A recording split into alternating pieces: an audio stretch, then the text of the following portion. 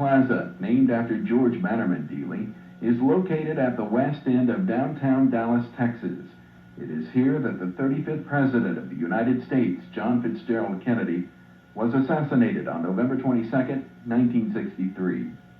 Turning from Houston Street onto Elm, Mrs. Connolly turns to Mr. Kennedy and says, "You can't say that Dallas doesn't love you." Abraham Zapruder begins filming the motorcade. Shots ring out, and history is made. The Warren Commission's version of this history is that 3 shots were fired, all from this building, by a lone assassin, Lee Harvey Oswald. But what of Lee Bowers, located in the Railroad Tower, and the more than 50 other witnesses located in Dealey Plaza, who indicated that shots were fired from behind the picket fence? The government's conclusion as to what really took place that day has led the American people not only to believe they weren't told the truth, but also to ask the question, if what we've been told isn't true, then who really killed our president, and for what reasons? One man searching for answers is Larry Howard, founder and president of the JFK Assassination Information Center, located at 603 West Munger on the 3rd floor of the West End Marketplace in Dallas. Mr. Howard oversees the day-to-day operations of the center. Back in 1984, I was helping do a book called Crossfire. In doing the research, I had the idea to go to the gun shows here in Dallas, where I used to sell and trade guns, and set up a booth on the Kennedy assassination. 25 to 30,000 people a weekend come through the gun shows, and I thought, well, maybe someone in Dallas that lived here then may know something about Jack Ruger or Lee Oswald or anything else, that they might stop by and tell us what they know. And sure enough, we did it in the summer of 1984, and we became the most popular booth at the gun show. And we gathered information that we'd never heard about before. People did stop and tell us what they knew. So after doing this for 2 or 3 years, I had the idea to put this in a permanent location in Dallas where people could come in every day and not just once a month to tell what happened. So in 1988, during the 25th anniversary, Bernard Pfister Law from Washington, D.C., with the Assassination Archives, and J. Gary Shaw from Cleveland, who wrote the book Cover Up, and myself met in a little cafe outside of Dealey Plaza, and I put forth the idea of putting a permanent location in Dallas. After I told them what I wanted to do and explain, I thought it would be a super idea to gather new information. We decided to go ahead with the project. Thousands of people visit the center every year with their own opinions concerning the assassination of John F. Kennedy.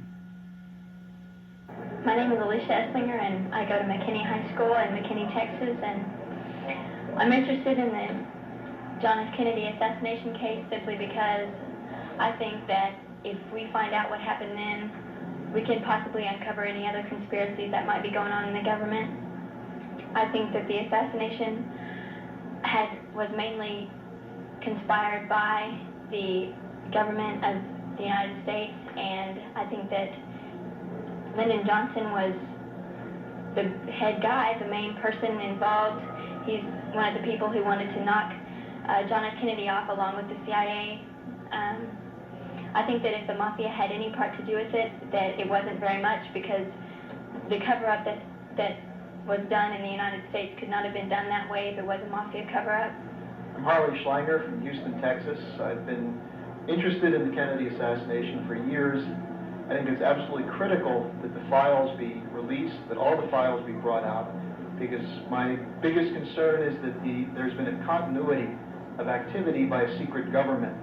I think a secret government that includes the CIA, the FBI, probably elements of organized crime, and one which is continuing to act today against the interests of the country for the same reasons that Kennedy was killed back in the early 60s, over economic policies and the directions of the country. My name is Muriel Mirak-Weissbach. I'm an American. I've been living in Europe for the last 25 years, currently living in Germany. I know from having talked to people in Germany who have seen the film JFK, which just opened there a couple of weeks back, that it sparked a lot of interest, not only because people are fascinated still by the figure of Kennedy, but also because in Europe, even at the time of the assassination, nobody really took the theory of the lone assassin as real or possible. Hi, I'm Mike Coker from Panama City Beach, Florida. I was in the first grade when Kennedy was killed and feel really connected to it. I have a feeling it was CIA and Mafia combined together to do this. I lived in New Orleans for about 12 years and seems to be a connection there with a lot of Mafia people. I think it's very important because the things that have happened since 1963 have something to do with the politics of 1992, and we're electing a president this year to take over our country again, and there's really no telling what's going to happen.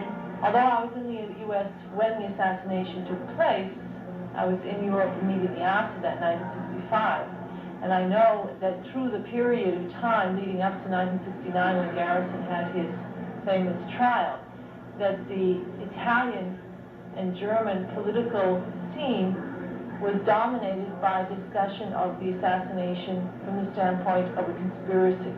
People in Europe knew that there must have been a conspiracy behind this assassination. First, because it was impossible that a figure like the President of the United States could be assassinated by a single lone assassin. Secondly, because at the time of the Kennedy presidency and assassination, similar very disturbing events took place in Europe, which betrayed the marks of some sort of coordinated political move. There was the Profumo scandal. There was a scandal which destabilized Britain. There were several assassination attempts against de Gaulle, also traced to the Perm Index grouping, which was identified with Clay Shaw and others in the Garrison investigation. There had been the assassination of Enrico Mattei, the leading Italian industrialist and oil magnate who challenged the monopoly of the Seven Sisters over oil. And there had been scandals also in Germany which threatened the stability of the German government. So when Kennedy was assassinated, people in Europe could not believe that this were an isolated incident, but rather saw it as part of a wave of political destabilization throughout Europe, and asked themselves who could be behind it, what was the reason for this. I think now that the film is being shown in cinemas throughout Europe, this is going to have a very healthy effect in educating particularly young people in Europe, people who were not yet alive at the time that Kennedy was assassinated, to the real workings of the establishment in the United States and internationally.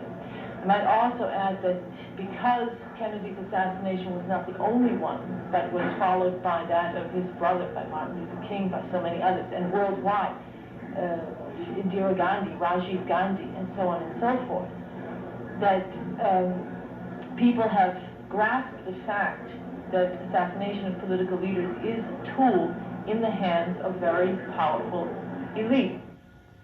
The center doesn't pretend to give all the answers pertaining to Kennedy's death, but rather, through this collection of information, it hopes to present its patrons a greater insight into the extraordinary steps taken to cover up the ultimate truth, whatever that truth may be.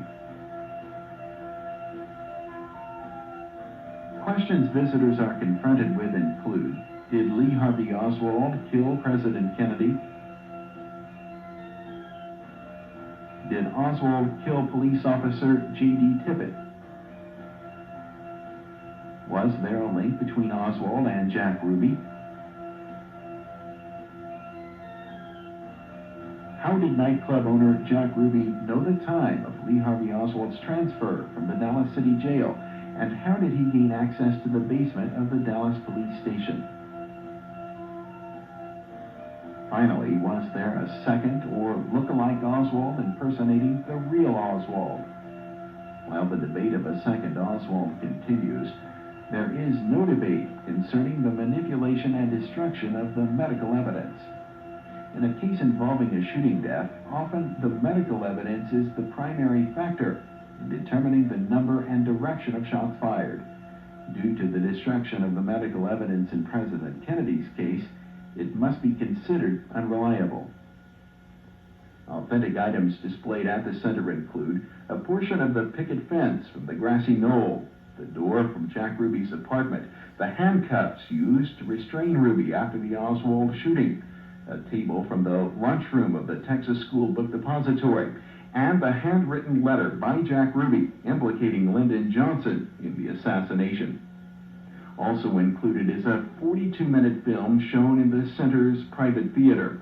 A bus tour with onboard monitors showing film from the events of November 22nd, 1963 is offered as well.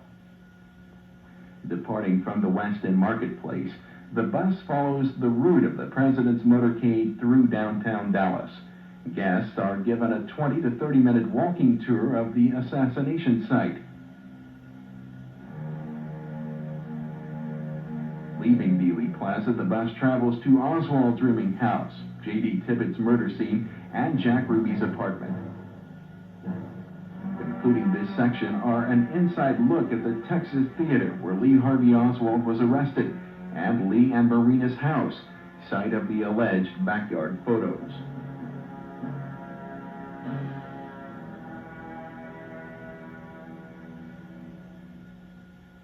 Robert T. Johnson is the co-director of the Assassination Information Center's archives.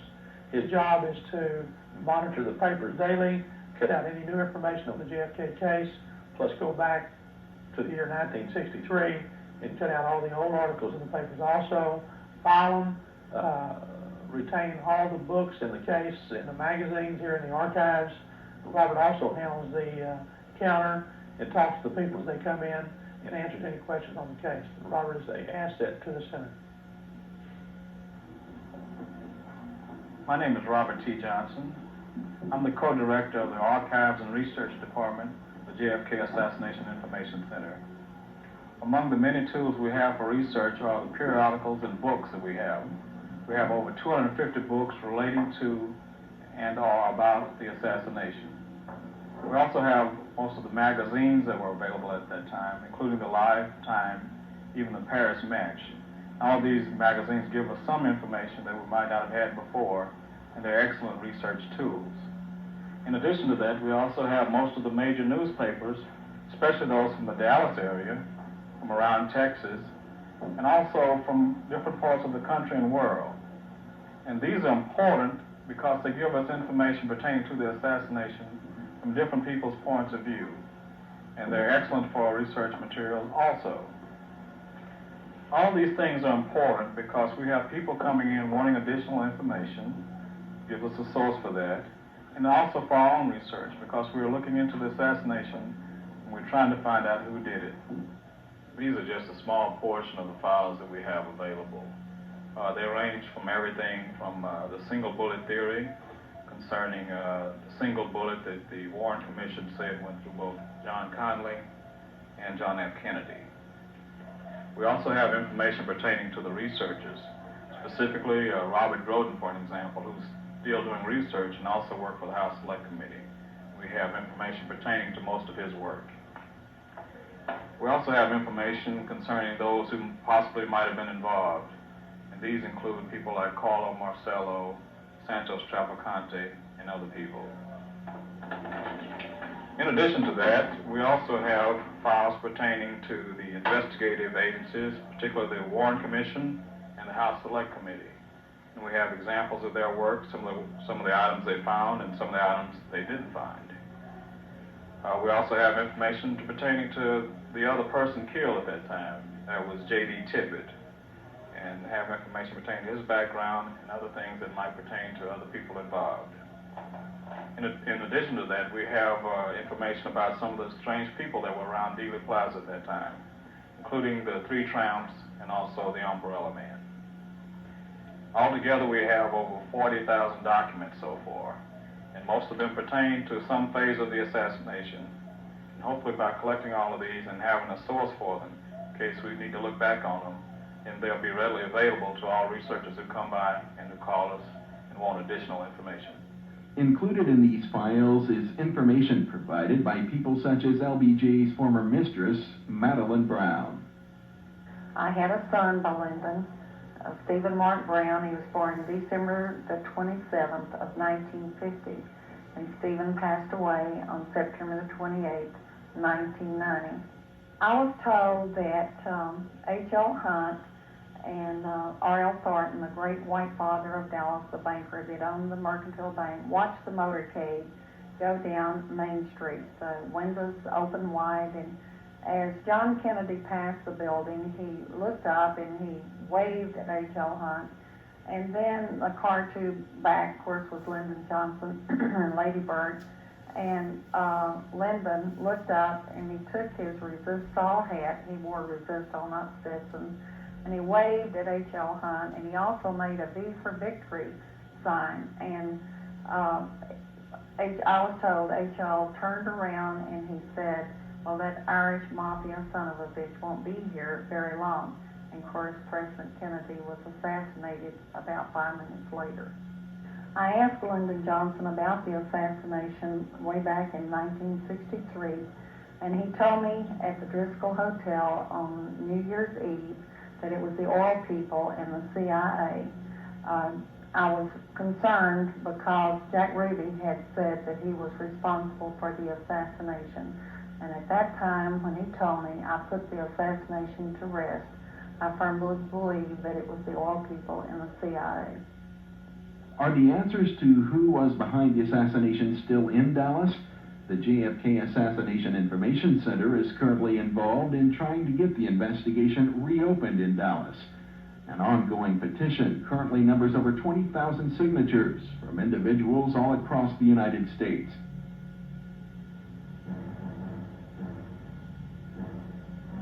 Would such an investigation uncover other assassins?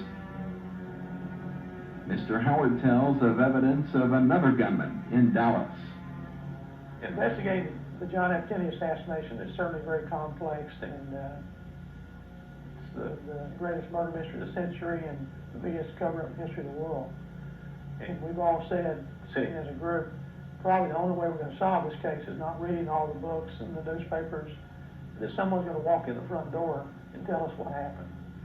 And lo and behold, in the spring of 1990, a young man named Ricky Don White walked through these doors and came to us and said, I think my father killed John Kennedy. I would like for you all to prove he didn't. Of course, we get many kooks that come by that have all these crazy stories, and we thought, well, here's another one. I said, well, why do you think your father killed John Kennedy? He said, well, in 1982, I found my father's footlocker in Paris, Texas, after my grandfather died, in an old room in the back of the house. In the footlocker was a diary that told of my father's participation in the assassination of John F. Kennedy.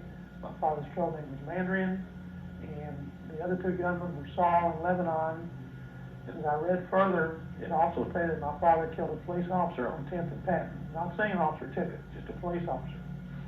So the first thing we asked, being skeptical, well, where's the diary? Let us see it. He said, well, I don't have it. The FBI took it from me in 1988.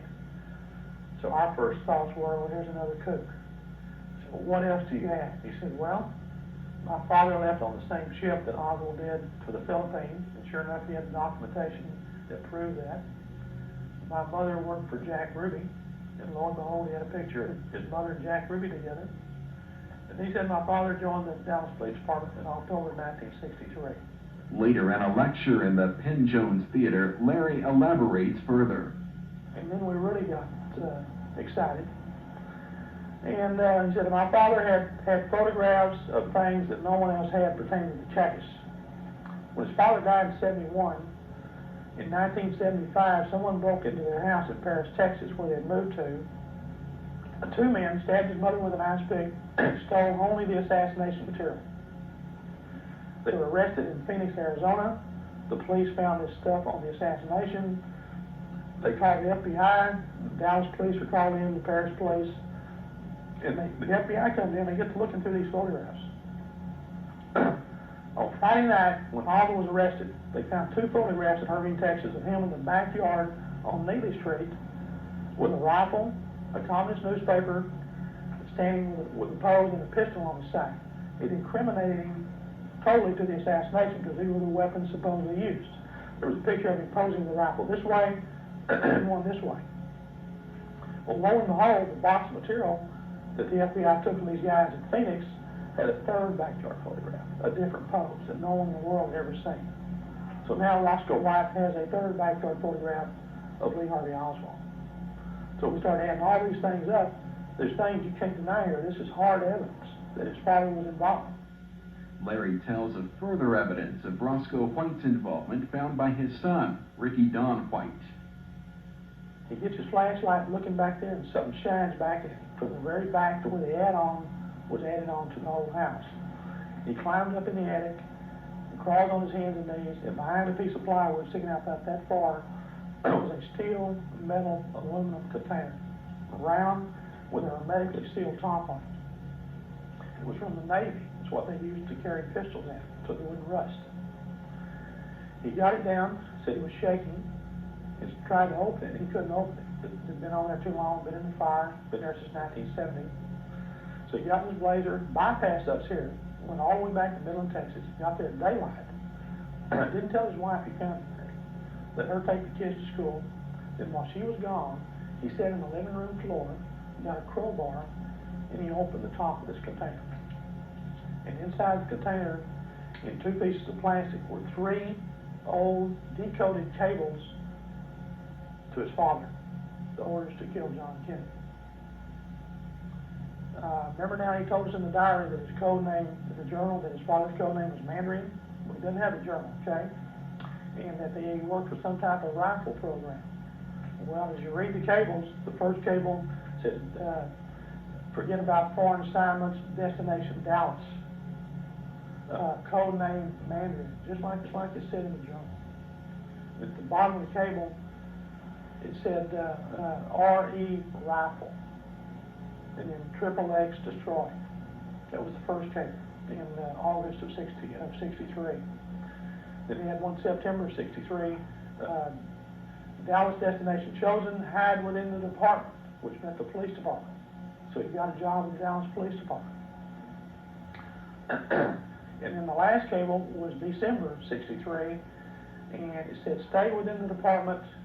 All witnesses have eyes, ears, and noses. Okay? There again, RE rifle, destroy. Along with the 3 cables were negatives of his mother and father, Roscoe's mother and father, which he only had access to. Pictures of Jack Ruby shooting Oswald. Picture of the Warren Commission meeting so you could know what all this related to. And Ricky said that was all. But we knew there was something else in there, because when the plastic were laid against the bottom, there was an imprint of a book of some kind.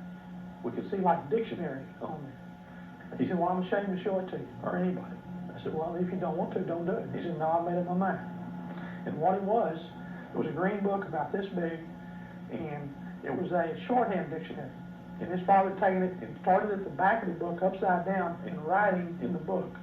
He wrote Roscoe Anthony White, his handwriting. At the top, 28 people died under the witness elimination program. His father killed 28 of the witnesses after the assassination. In this book also are newspaper clippings of the people he murdered, and numbered codes on every page. That's been since the summer of 1990. We haven't broken a code in there yet. We're still trying. Mr. Howard tells of Roscoe White's death and how it supports his son's story. In 1970, he said my father became religious and decided not to be an assassin anymore. He got a job at a welding shop, and in 1971, he was given another assignment and refused to do it. He went to lunch, came back from lunch, lit his welding torch, and he blew up. Someone had placed a 5-gallon container of liquid fuel underneath his workbench. On his deathbed, he lived for 26 hours. He told his pastor, Jack Shaw, that he killed many people on foreign and domestic soil for his country. At the time, he thought it was right, but now he knows it was wrong. Will God forgive me? And the man died. So with that last statement he made, I'm convinced that the Roscoe White story is absolutely true. An eyewitness to the assassination of President Kennedy confirms the suspicion of a gunman behind the picket fence.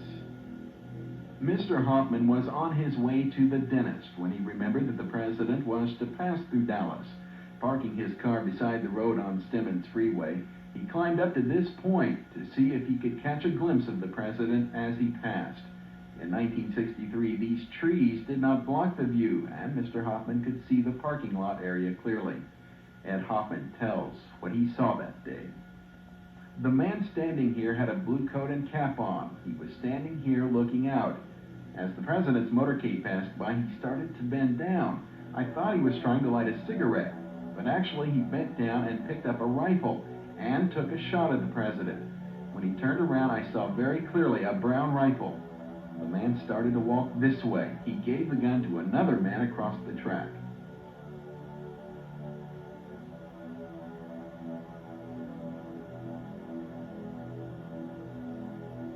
He then turned around and walked back into the parking lot.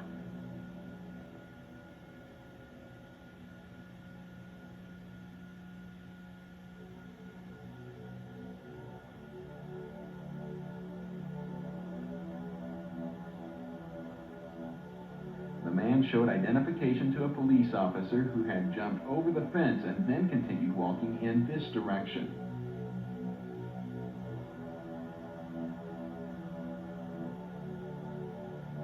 The man who received the gun had a railroad outfit on. He walked over to this railroad box where he disengaged the gun, put it in a brown bag, and walked off this way through the railroad cars.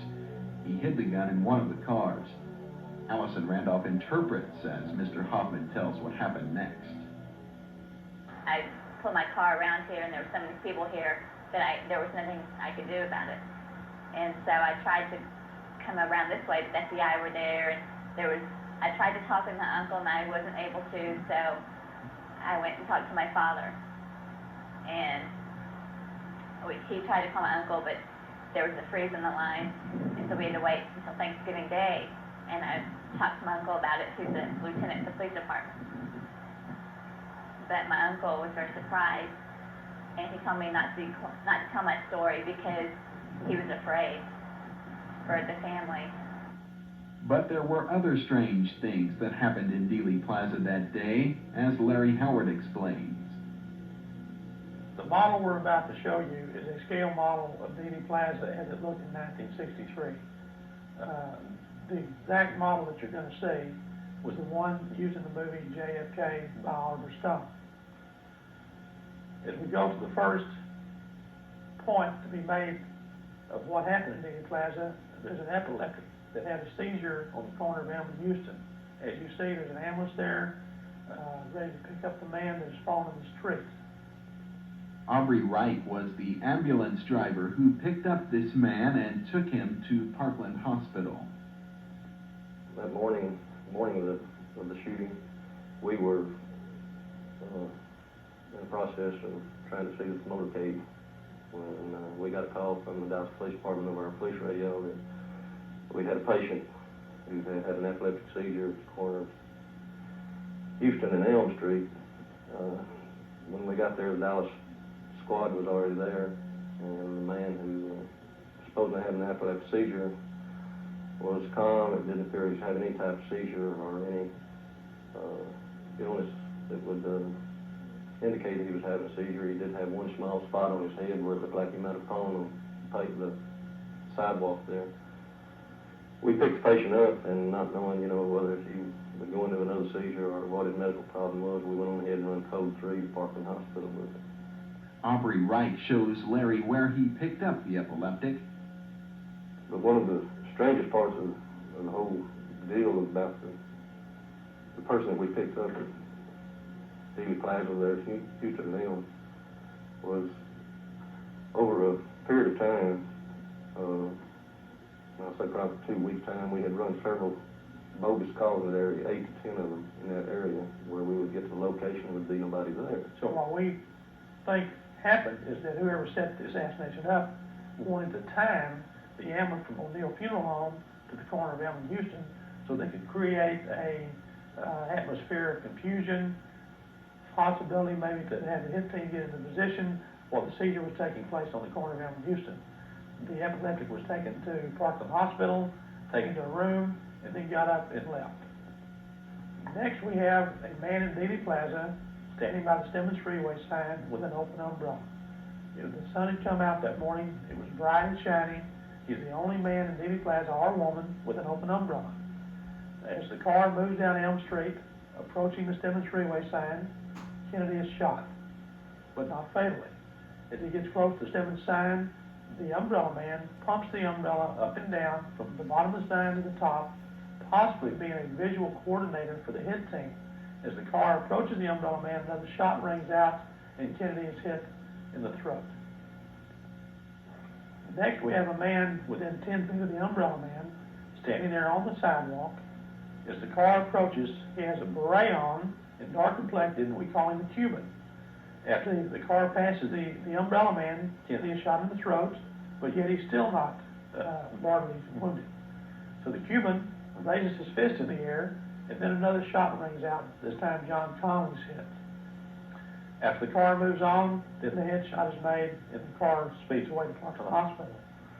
Everyone in the plaza takes off running, screaming, or falls to the ground except these two people. The umbrella man and the Cuban sit down side by side and just casually sit there and talk to each other. The Cuban, at one point, looks like he's holding a walkie-talkie to his face, talking into it. Everybody else is still running and screaming. The umbrella man gets up and walks east down Elm Street. The Cuban gets up, stuffs stuff in his back pocket, and walks west down toward the Triple Underpass.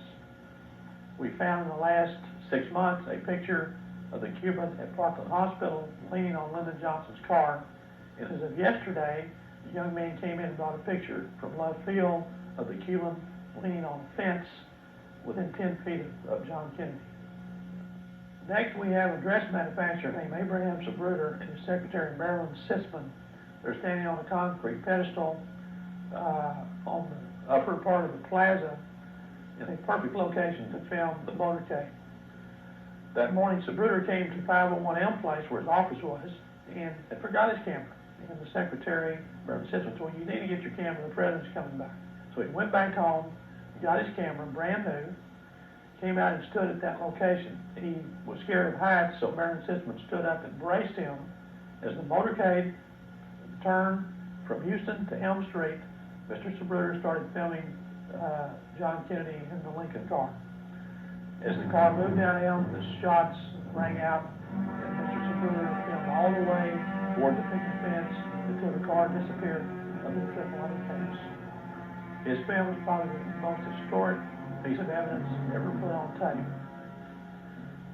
That next night, Time Life and Dan Rather with CBS bid for the film that Sabruder took. Time Life won the bid.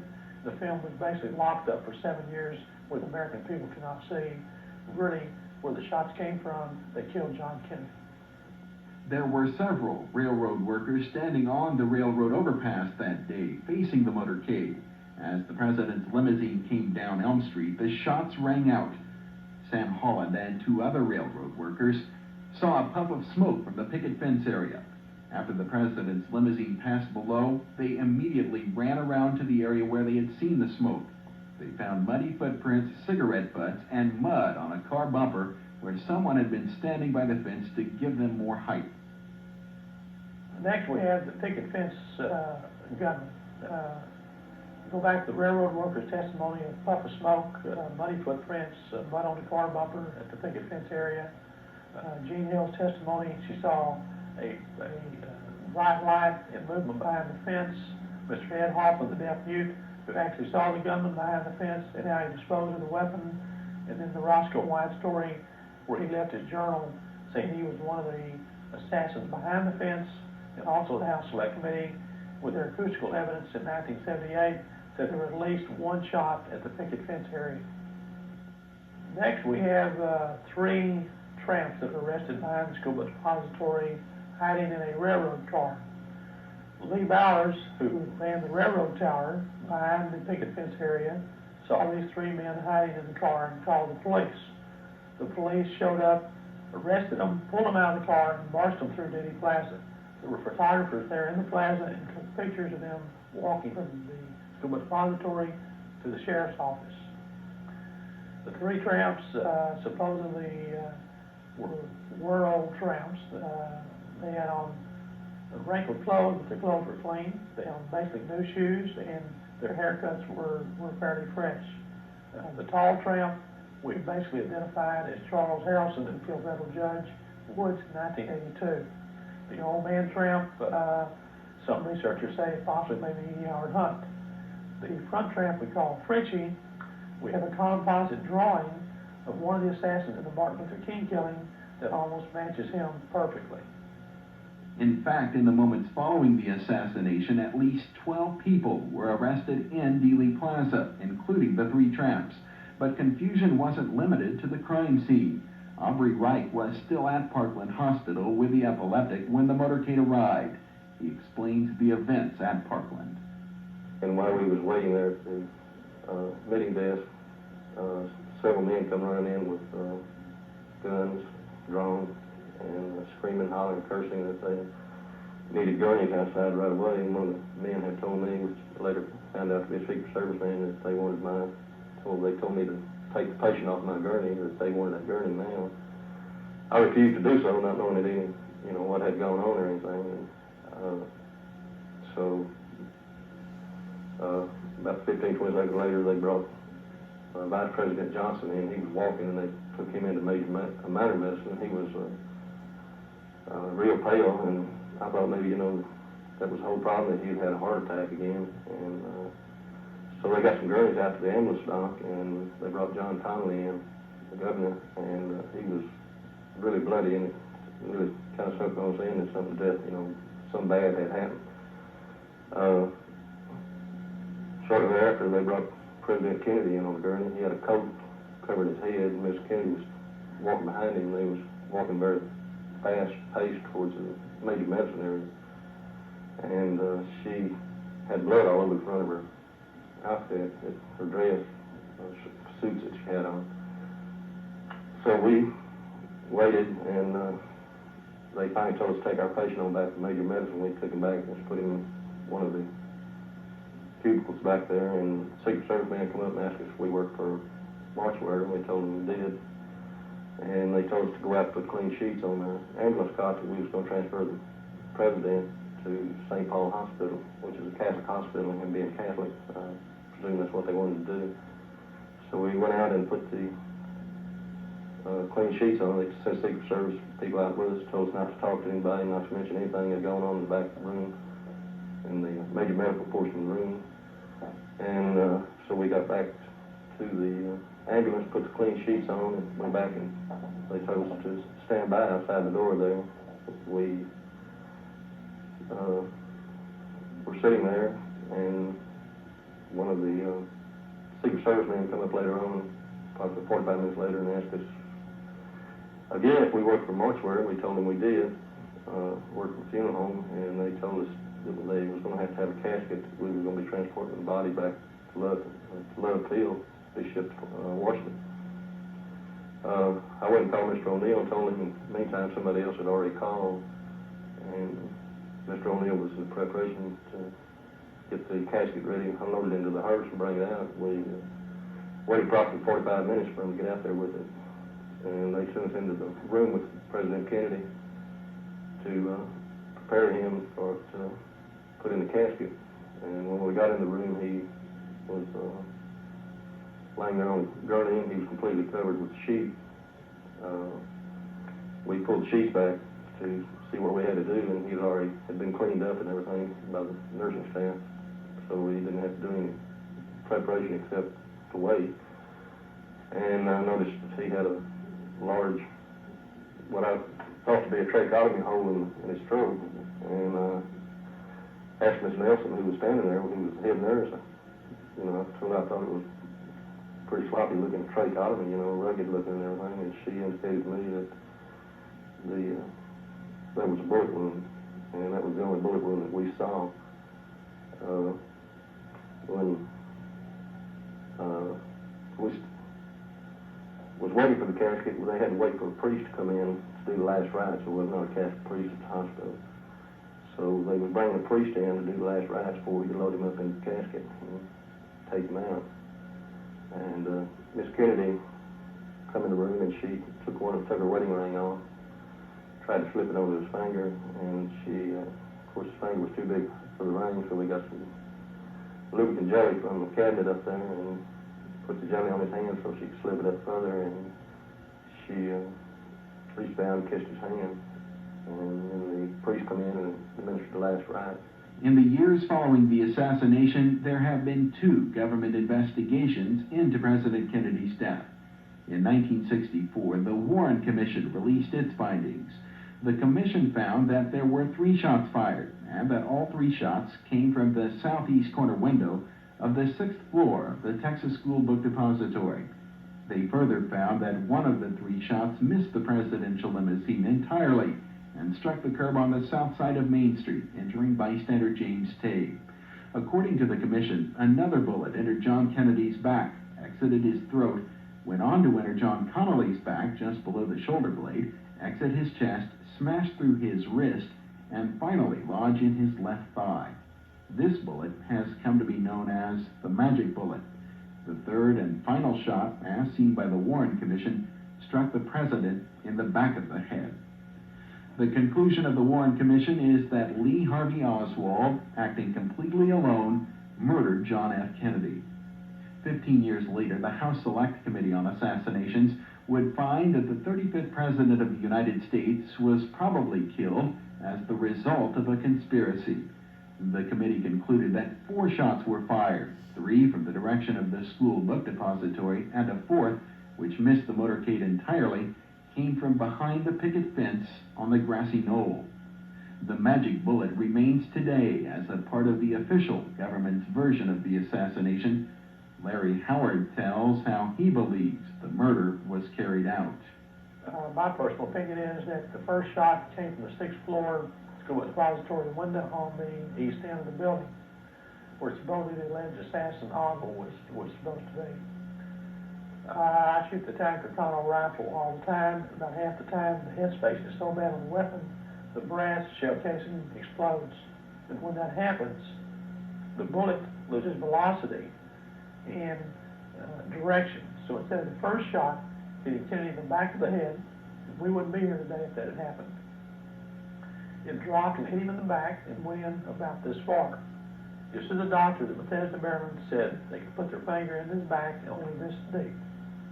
And when they were working on him at Parkland Hospital, the bullet fell out of his back onto the stretcher, and that's where the magic bullet came from. The velocity was so low, there was no damage to the bullet, virtually none, and it only went in this far. That's shot 1. Shot number 2, after the case blew, the prime shooter is still sitting there in that same window, became panicky, threw another round in the action, and squeezed the shot off, and possibly hit a tree limb. The bullet ricocheted, hit the curb over by James Tague, and wounded him in the cheek. That's shot 2. Shot 3 came from the picket fence area and hit Kennedy in the throat from the front, just the doctor that Parkland Hospital described. Shot 4 came from the county records building on the roof, hit John Connally, and missed Kennedy, hit John Connally in the back. The 5th shot, again from the 6th floor window on the east end, missed and hit the curb by the sidewalk on Elm Street. The 6th and final shot from the picket fence area hit Kennedy in the head from the right front and blew out the back occipital area of his skull. The case for the picket fence gunman includes eyewitness testimony of Ed Hoffman, Gene Hill, and railroad worker S.M. Holland, acoustical testing of the police recording, eyewitness testimony of Lee Bowers, the account of over 50 other eyewitnesses in Dealey Plaza, the journal of Roscoe White, and the backward snap of the president's head as seen in the Zapruder film. The overall case for conspiracy must also include the list of strange deaths following the assassination.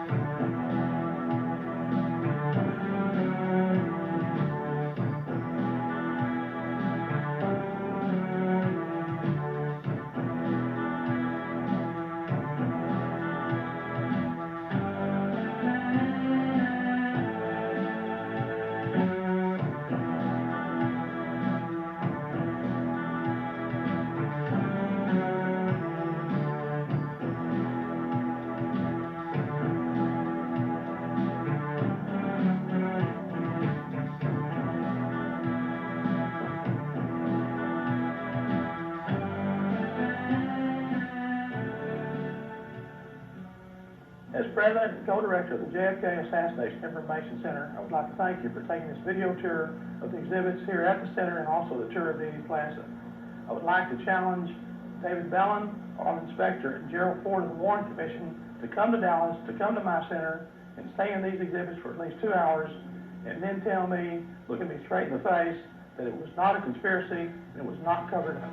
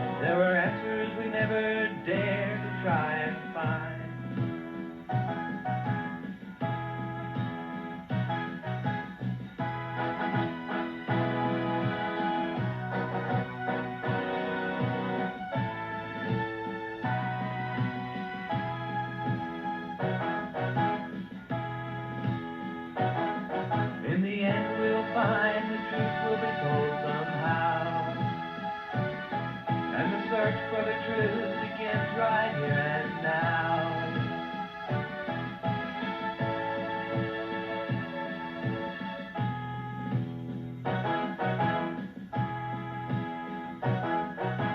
Some look for direction, and the words still ringing yet, and the memories we never will forget.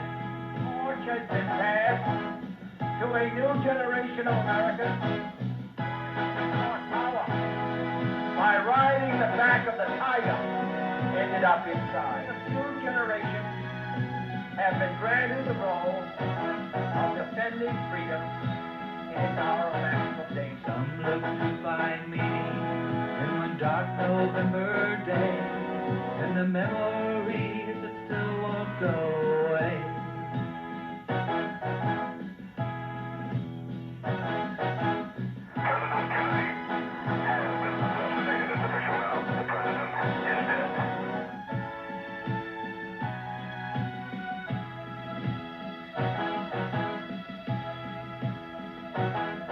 In the end we'll find the truth is enough to see, and the search for the truth begins with you and me.